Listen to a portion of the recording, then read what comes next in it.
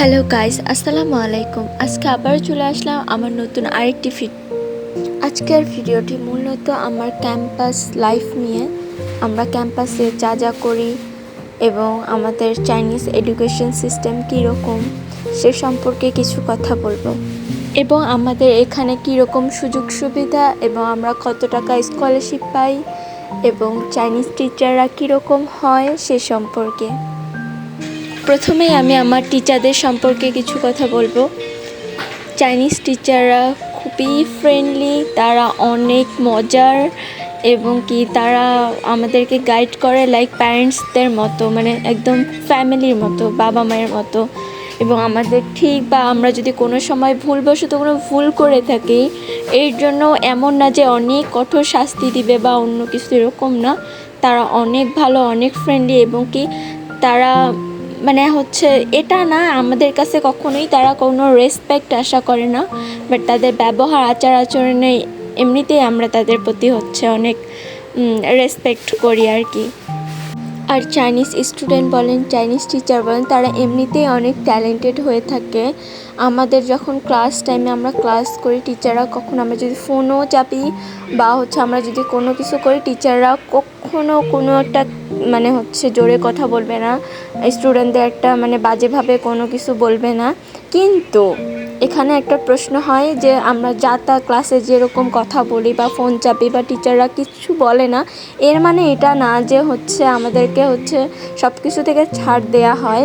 তো ওরা ক্লাসে কিচ্ছু বলবে না, কিন্তু আপনার যখন এক্সাম দিবেন, আপনি এক্সামে যত ভালো এক্সাম দেন না কেন, আপনি এক্সাম অনেক ভালো দিচ্ছেন, আপনি 100-এ 100 মার্ক পাবেন, বাট ওরা ওই যে খেয়াল করছে আপনি ক্লাসে ফোন চাপছেন, আপনি ক্লাস মনোযোগ দিয়ে শোনেন নাই, এটার জন্য আপনার প্রায় 60-40 মার্ক আপনার কাটা যাবে, আপনি যত ভালো এক্সাম দেন না কেন। চাইনিজ স্টুডেন্টদের জন্য একটা সুযোগ সুবিধা কি, ওরা শুধু অ্যাকাডেমিক্স, আপনি এক্সাম পেপারের যে নাম্বারটা ওইটা জাস্ট কাউন্ট করে না, আপনার ব্যবহার, আপনার আচার আচরণ, আপনি ক্লাসে ঠিক সময়ে 1 মিনিট যদি লেট করেন, ওইটার জন্য টিচার লেট দিয়ে দেবে। আপনি লেট করছেন কি না সব কিছু নিয়ে আপনার এক্সামের নাম্বার আসবে, আপনার অ্যাটেন্ডেন্স চেক করবে, আপনার মনোযোগ কীরকম, আপনার ব্যবহার কীরকম, আপনি রুম পরিষ্কার করেন কি করেন না, এসব কিছুর মধ্যে আপনার নাম্বার দেওয়া থাকে। আর যদি আপনি ক্লাস না করেন, আপনি যদি মনে করেন যে আমি অসুস্থ, আমি ক্লাসে যাব না, এটার জন্য আপনার স্কলারশিপ থেকে টাকা কাটবে। অ্যান্ড দেন যদি আপনি টিচারকে বলেন আমি অসুস্থ, আপনার মেডিকেলে গিয়ে আপনার চেক আপ করে তারপর মেডিকেলের যে মেডিসিন লিখে দিছে এবং মেডিসিনের পিকচার উঠে টিচারকে দিলে তারপর আপনাকে ছুটির জন্য আবেদন দিবে আর কি, ছুটি দিবে। তারপর আমি ক্লাস শেষ করে আমরা স্কলারশিপের টাকা উঠাই, এন্ড দেন আমাদের আরও একটা ক্লাস ছিল, আমরা সেখানে যাই।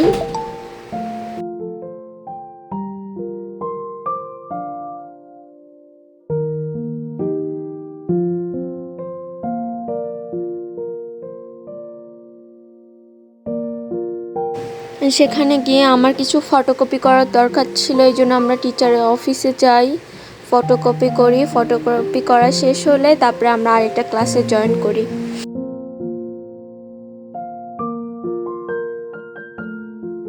আমাদের এই ক্লাসটি মূলত চাইনিজ কালচার সম্পর্কে। আমাদের মেজর আসতে, মেজরের ক্লাস শেষ করে তারপর আমাদের চাইনিজ ল্যাঙ্গুয়েজ ক্লাস করতে হয়, অ্যান্ড দেন চাইনিজ কালচার সম্পর্কেও কিছু ক্লাস আছে, সেটাও করতে হয়।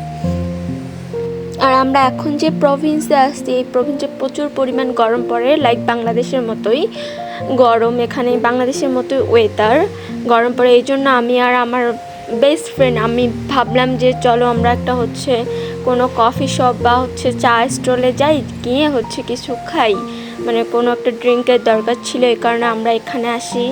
এবং এই চাটা মূলত বাবল টি বলে, এটা অনেক মজার ছিল, পুরাটাই দুধের ছিল, দুধ আর বাবল দেয়া ছিল, আর একটু মেবি কফি টফি দেয়া ছিল, এই আর কি।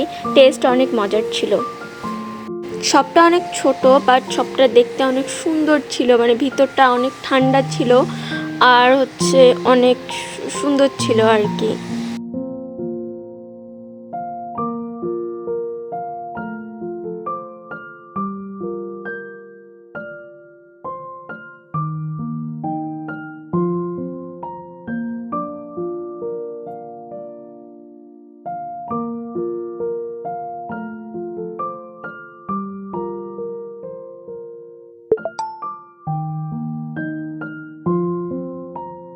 আর চাইনিজদের একটা ভালো গুণ হচ্ছে কি এরা অনেক খায়, এরা প্রচুর পরিমাণে খাবার খায় বাট মোটা হয় না। আর এরা হচ্ছে মোটা মানুষ একদম পছন্দ করে না, মানে মোটাদেরকে ওরা বলে হেলদি, ওরা কখনোই বলে না যে তুমি মোটা বা তুমি দেখতে এরকম, ওরা কখনোই এভাবে বলে না, বাট এরা বলে যে অনেক হেলদি। বাট ওরা হচ্ছে মোটা, যারা একটু মোটা তাদেরকে আর কি পছন্দ করে না, সব সময় সাজেস্ট করবে, দেখলেই বলবে তোমার এক্সারসাইজ করা দরকার, তুমি এক্সারসাইজ করো। মানে চাইনিজরা প্রচুর পরিমাণে এক্সারসাইজ করে, দিন নাই দুপুর নাই রাত নাই, খালি দৌড়াদৌড়ি করতেই থাকে। তারপর আমরা ক্যাম্পাসের ভিতরে যাই, আর আমাদের ক্যাম্পাসটা সত্যি অনেক সুন্দর, বাইরের সাইডটা পাহাড় দিয়ে ঘেরা, মানে পাহাড়ের মাঝখানে একটা ক্যাম্পাস, সত্যি অনেক ভালো লাগে। আর আপনাদের যদি আমার ভিডিওটি ভালো লেগে থাকে তাহলে আমার চ্যানেলটিকে সাবস্ক্রাইব করবেন, আর আপনারা যদি ভিডিওটি ফেসবুকে দেখে থাকেন আমাকে একটি ফলো করবেন আর লাইক দেবেন। And thank you for watching my video.